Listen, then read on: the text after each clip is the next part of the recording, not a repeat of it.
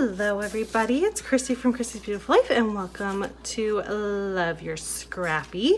Today we are focusing in on scrap lifting yourself or myself, and I have picked this layout created back in probably 2014, I want to say, most likely. I absolutely love this layout. It is such a classic look with the 3-inch or a third versus 2/3 design, and then I went ahead and did this string effect where I placed some embroidery floss and then dangled things off of it, and I just adore how this turned out. It has some hidden journaling to it as well, talking about how Sean and I decided to name Jackson Jackson, like how his name became, and I love everything about this layout. So I want to go ahead and recreate it. I was thinking it would be cool to rotate it and use a vertical photo. Okay, we're gonna have a little bit of chatting. Nora's drawing just up in the kitchen. So I thought that this vertical design would be really cool. However, I'm not sure how you would dangle a thing, like do the dangling effect, and that's part of the layout that I really love. So I'm probably gonna go ahead and keep it in this orientation, everything. I have a 5x7 photo that I want to use from our getaway that we went on in August. And then I love this idea of having a little tiny white border. And I even inked the edges of this layout, which is so not like me. So I'll have to see if I can go ahead and find some ink to do that with. I only have black, so it'll be kind of stark, but we'll see. Maybe I can use some paint or something. But yeah, that's kind of my plan. And then of course, let me do a little throw here. I am going to be using the gorgeous Paige Evans on the scenic route. And look at you guys, these charms. How perfect is this going to be for dangling? So I'm excited to get that used along with some of the embellishments. This is the first layout I'm doing using the collection that I received from Scrapbook Your Joy. I'm guest designing for this collection for her. And if it's something you haven't gotten yet, go check out her shop. The link will be below. If you are a Canadian, $75, get your free shipping. So make sure you check that out. And if you're not, I've heard it's still super fast to get shipping from her to the States. So, and of course you're spending Canadian money, so it might be worth your while to check her out there. But I can just see, I'm not even sure what, maybe this take me away might be the perfect word for where that baby is, or this adventure awaits, or the road trip. I'm not sure which one I'm going to use right there, but there's so many options that I'm so excited to get started. I was wondering how I was going to use these charms, and now I think that's going to be the perfect option. I'm so excited. Okay, I'm going to get you on fast forward. Let's see what I can come up with. So we're gonna start. There's my photo. Isn't it gorgeous? It was taken the morning that we got there. We got there at about 10 o'clock in the morning, and there wasn't a whole lot of people there yet because of course most people have been sleeping in, and it's kind of more of an afternoon, nighttime little town there. Oh, it was just gorgeous. So I got that beautiful photo, and now I'm kind of working through cutting a couple cut apart to kind of figure out what I want to use, deciding on my pattern papers. I love that floral. I was thinking about the floral. I'm literally going to touch every single piece of pattern paper to figure out which ones are going to be my best option. I love the look of that butterfly paper on the background, so that's going to get used in just a little way. And the yellow, I was drawn to the yellow, so I'm going to pull that one.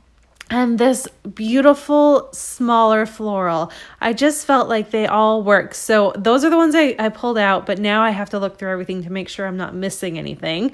Thankfully, I have 2 of each of these pattern papers, so I can work with things because they're so pretty.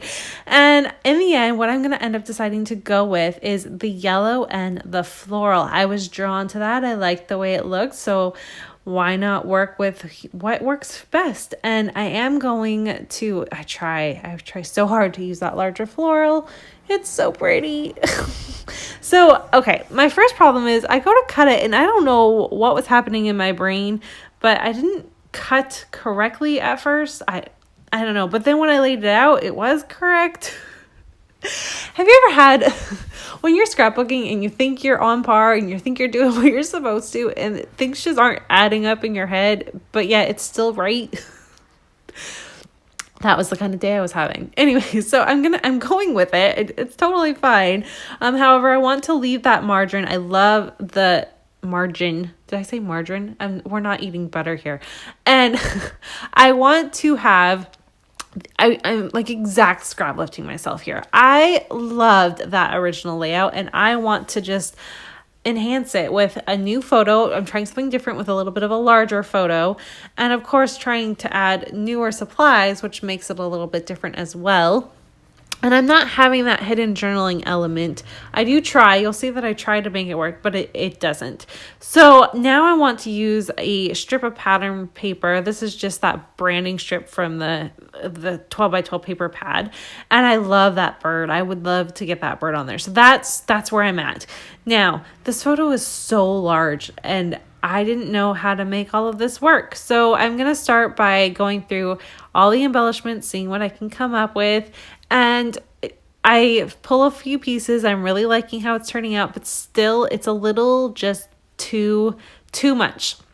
Now, thankfully, it's a landscape photo and trimming it isn't taking anything away.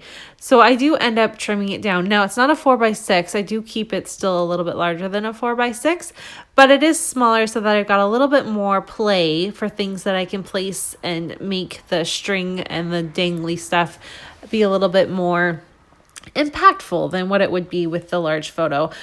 I still say using a large photo in this design is a really neat idea because your eye just goes straight to it and then you see the background. I think that's a really neat look. So that's what I always want my photos to do anyways, but when it's that large and it's a photo that is not of a person, I just feel like it's a wow factor. So love that. Like you said, I'm going through things. I'm trying to pull in some pinks and some blues and some teals. I'm trying to get all the colors in there without it being too dominant. I do tend to lean a little bit more towards the pinky blue, that's a color. The pinky purple colors. There's just something about them that I like the contrast of them versus the photo. And then I'm going to use that Take Me Away and I'm placing it right on the photo. That's something I don't do very often, but again, this photo can handle it. So I'm going to go ahead and take that in and go with it. I'm also using a few of these charms. I picked 3 of them. I totally could have gotten all of the charms on this, but I want to save a couple of them so I can use them on a future project. So I picked 3 of them and if you remember me sharing the collection, I wasn't sure about those charms. I was like, I don't know what to do with these, but this was perfect. And now I've got half of them used up and I already have a plan for the other 3. So it's funny how some supplies that you wouldn't normally be drawn to or you wouldn't normally buy. If I was personally buying this collection, I probably wouldn't have gotten those, but they worked perfectly and I love them. So it's fun to challenge yourself and stretch yourself a little bit. And that was definitely one of the things I was doing there. I tried desperately to get that globe on there. I love that globe. That doesn't make it. It just is. I can't make it work with the story I'm trying to tell. I do like the little banner down at the bottom. I feel like that's a nice little pop of something down there. And then a floral because I love the florals. There's tons of florals in here and I thought it was pretty. I'm trying to get a little bit of each thing from each thing I received from the kit. I keep calling it a kit, but from the collection, I'm trying to get a little bit of everything onto this layout. So it's a good representation of what the collection can offer. Sorry about that. So, okay, this is the basis of what it looks like. I'm loving it. Now I have to go in and deal with how I'm going to string everything because that's the wow factor to it. So I kind of went off camera. I was struggling with it. I just kind of went around, twisted a few things around and did a few loops, and that's what the final look looks like. I'm not a good one to showcase how to do that. I did string the actual charms, those are through the string. Everything else is either looped around or placed on top of it. And then there's a few things on fun foam so that there's some pop of dimension. And instead of adding journaling up there in the top hand corner, like you can see in the original layout, I decided to do just a couple little tags, and then I'm also going to add the word story, so it's almost like a secondary title up there. Love that.